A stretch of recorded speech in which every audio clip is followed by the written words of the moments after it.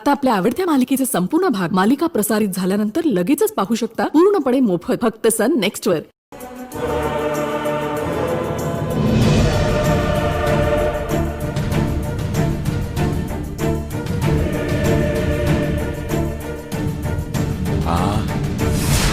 तो म्हातारा इथून कसा पळाला असेल? अरे अजून पळायचं तर बाकी आहे.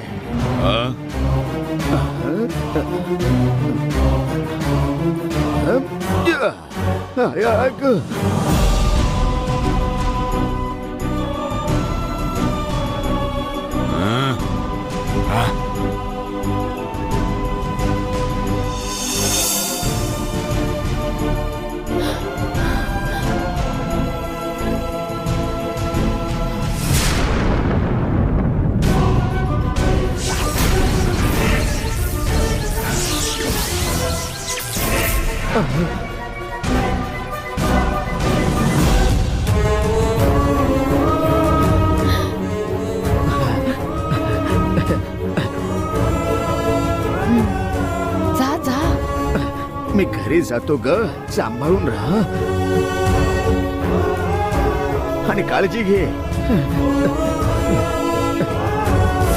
तिला कुठे हा पार्टनर? कुठेच दिसत नाही.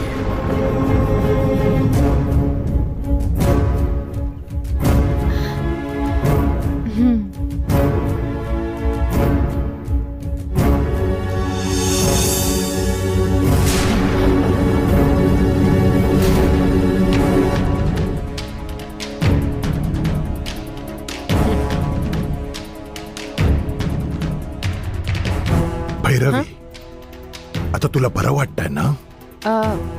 ते सोडा. तो सापडला का? सगळीकडे शोधला पण तो सापडलाच नाही. शे, वाचला तू. हाताजवळ आलेल्याला सोडलंच. आता नंदिनीची कशी माहिती मिळेल? ठीक आहे, सोड. कुठे जाणार आहे तो?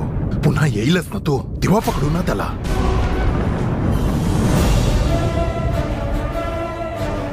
भैरवी, हा फिश टँक आणि हे सगळं जरा नवीन दिसतंय. राजशेखर, मी भैरवी. नंदिनीने मला मासळीत बदलून टाकलंय.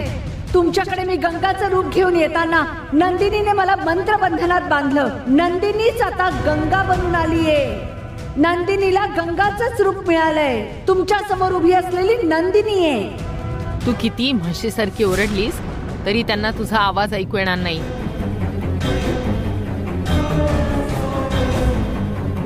सकाळी महालाबाहेर एक जण वेगवेगळ्या रंगाचे मासे विकत होता. त्यातला हा फिश खूप अकडून दाखवत होता आणि मला आवडला म्हणून मी घेऊन आले. हा इथे असेपर्यंत आपली भरभराट होईल.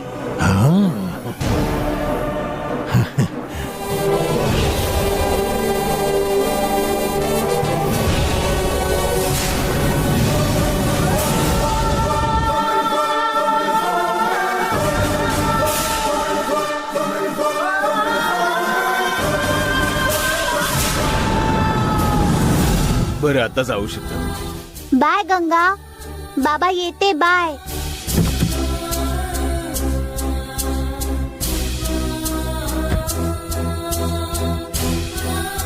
बाबा, जास्त स्वप्नात रमू नका.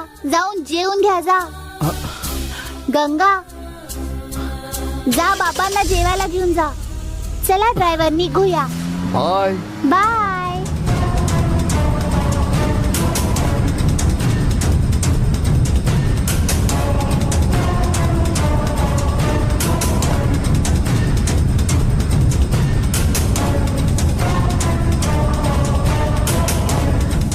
आज अमावस्या असल्यामुळे रात्री 12 वाजल्यापासून सकाळच्या प्रहरापर्यंत मला नागरूपात राहावं लागेल.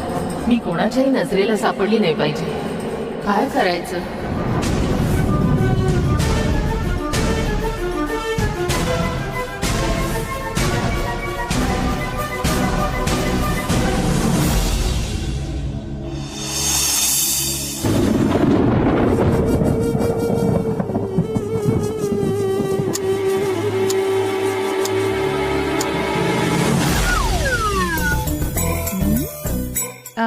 ए लीला, तुझा नवरा खरंच राजकारणात आहे ना ग? असं का विचारते का? नाही, त्यांच्या बहिणीसोबत आपल्या दादाने लग्न केल्यापासून मी बघते, त्यांना एकदा पण मी इलेक्शनला उभं राहताना नाही पाहिलं ग. वर्षभरात अर्ध्या अधिक ते इथेच असतात. देवी, खूप दिवसांपासून मला हाच प्रश्न पडला होता. बरं झालं तू विचारलंस ते.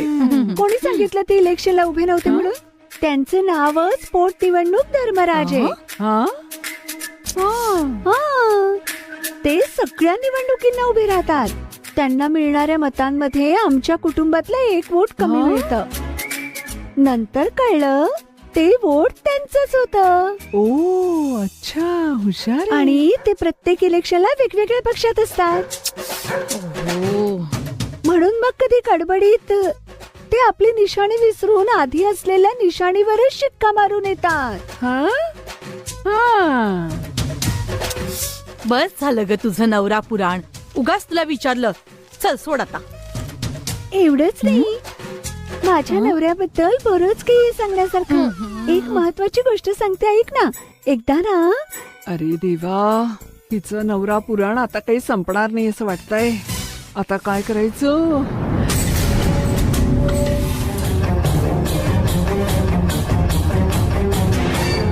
काही कळलं का? पण त्या तंबोरांनी हे माधवीला माहिती आहे असं लिहिलेलं आहे ग. ते काही कळलं नाही मला. तुम्हाला माहित असेल म्हणून मी इथे आले बाबा, पण तुम्ही असं बोलताय. पाहिलं ग, त्या तंबोरांनी ना हे सांकेतिक भाषेमध्ये लिहिलंय. हे असं बघून कळणार नाही. सारखा सारखा विचार करू तेव्हा कुठेतरी सापडेल. हो नंदिनी, मी थोडा ना विचार करतो, तू पण यावर जरा विचार कर. नक्कीच आपल्याला यामागचा अर्थ कळेल.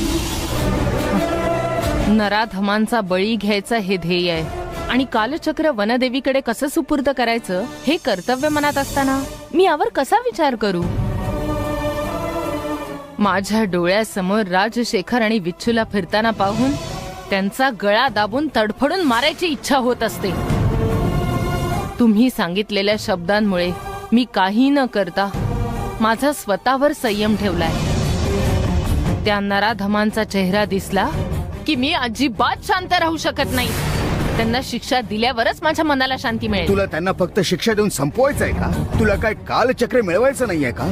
कालचक्र कुठे जाणार आहे? आज नाही तर उद्या ते मी मिळवणारच. कालचक्राची जागा त्या तंबोरांनी स्वतःहून लिहून ठेवलेली आहे, तरी सुद्धा तू ती मिळवू शकले नाही. तू अति घाई करून त्या तंबोरांना मारून टाकलंस, म्हणून त्याच्याकडे असलेलं कालचक्र कुठे आहे ते आता कळतच नाहीये. असंच राजशेखर आणि विच्छूला मारून त्यांच्याकडे असलेलं कालचक्र कुठे असेल याचा विचार करत बसणार आहेस का तू? मी ह्याचा विचार करत नाही असं समजू नका बाबा. मी नागशक्ती आहे. ते माझ्यापासून कालचक्र कायमस्वरूपी लपवू शकणार नाही. अगं, मी नाही असं नाही म्हणत आहे, पण कालचक्र विचार करून शोधत राहायला तुझ्याकडे आता वेळ नाहीये. आणखीन 3 पौर्णिमेपर्यंतच तुला नागशक्तीचे वरदान असेल. यातल्या पौर्णिमेच्या आधी कालचक्र मातेच्या चरणी जर तू ठेवलंस तर कालचक्राच्या शक्तीमुळे तू सदैव नागशक्ती बनून राहू शकतेस. जर तसं नाही झालं तर तुझ्याकडे असलेली शक्ती ही कमी होऊन जाईल, आणि मी तुला आधीच सांगितलेलं आहे ते. हे विसरलीस का तू? हे बघ नंदिनी, तुझी आई पार्वती जेवढी स्वाभिमानी आहे ना, तेवढीच ती हुशार देखील आहे. पण तू पण तसंच हुशारीने वागलीस तर वनदेवीला सुद्धा तुझा अभिमान वाटेल. तुझा दर्जा तूच सांभाळून ठेव. तुम्ही सहजपणे बोलून गेलात. अरे देवा, दादाला नागाचं नाव सुद्धा काढलेलं आवडत नाही, आणि दादालाच सगळं काय सांगताय तुम्ही? तू काही बोलू नको. मला सांगा, तो नाग लहान होता की मोठा होता? कुठला होता ते माहिती आहे का? तो आजपतूर न पाहिलेला असा अद्भुत नाग होता. 10 फुटापेक्षा मोठा नाग होता. मोठा नाग? अरे बापरे, हा पण मोठा नाग होता. हे तर काहीच नाही हो. पूजेसाठी आम्ही ठेवलेलं कोंबड्याला अख्खच्या अख्खं गिळून टाकलं त्याने. काय? अख्ख्या कोंबड्यालाच गिळून टाकलं?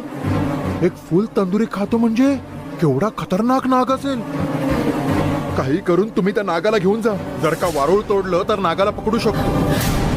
बोलत बसण्यापेक्षा ते वारूळ तोडा आणि नागाला घेऊन जा. हा तोडून टाका. मी अजून शांत राहिले तर हे लोक वारूळ तोडून टाकतील. वारूळ तुटलं नाही पाहिजे. मी आता काय करू?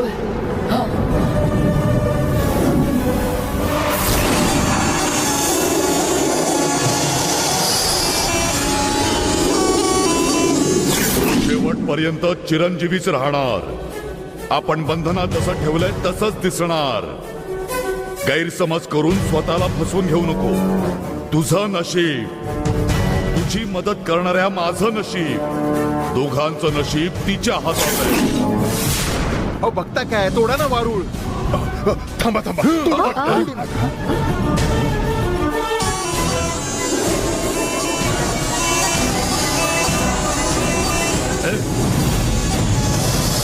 तिकडे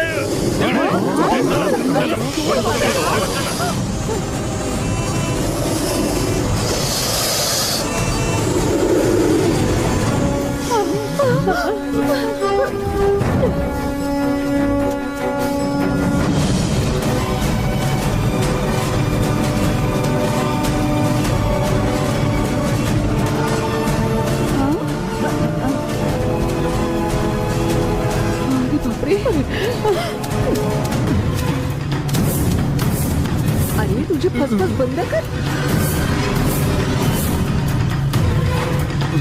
अरे नाग महालाच्या आत जाईल. कोणीतरी जाऊन दरवाजा बंद ए, करा. मोठी, जा जा. तू दरवाजा बंद कर, अरे जा. जा. अहो हा, जा, बाबा, लवकर जा. तो नाग अख्खी कोंबडी गिळतो. मी एकटा जाणार नाही. तुम्ही पण चला माझ्यासोबत. अरे या, हा, चला. जा, लवकर जा, लवकर जा.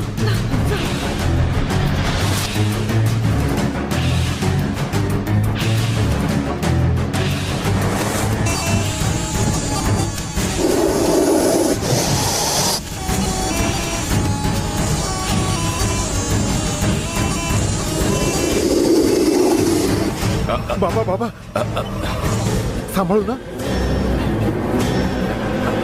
तू ते दार खेच.